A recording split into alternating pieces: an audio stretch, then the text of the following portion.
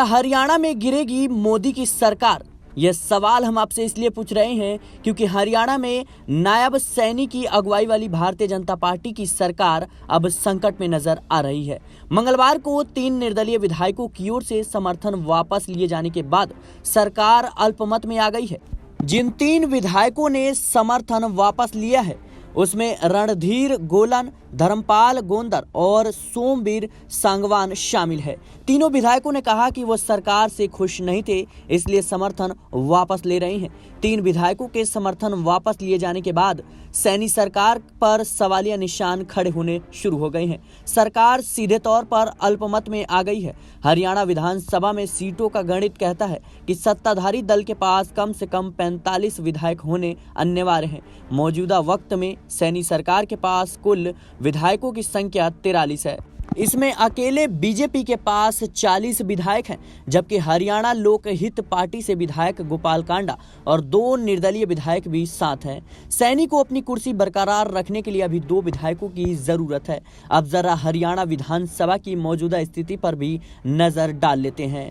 90 विधायक दल वाले सदन में फिलहाल कुल 88 विधायक है। इनमें 40 विधायक जो है भारतीय जनता पार्टी के हैं और 30 कांग्रेस के और 10 जेजेपी के और इनेलो और 1 हरियाणा लोकहित पार्टी से है। और बता दें कि राज्य के पूर्व सीएम मनोहर लाल खट्टर और रणजीत चौटाला पहले ही इस्तीफा दे चुके हैं। ये दोनों नेता लोकसभा चुनाव के लिए मैदान में हैं। इस तरह से देखें तो विधानसभा में 2 सीट खाली है। इनमें करनाल विधानसभा सीट पर 25 मई को उपचुनाव भी होने वाला है।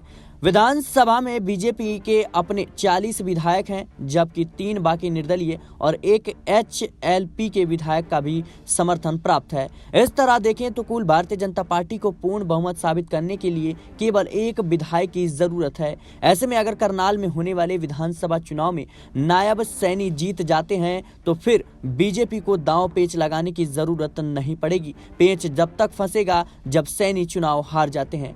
ऐसी स्थिति में सरकार को बचाने के लिए बीजेपी को हर हाल में 1 विधायक की जरूरत पड़ेगी।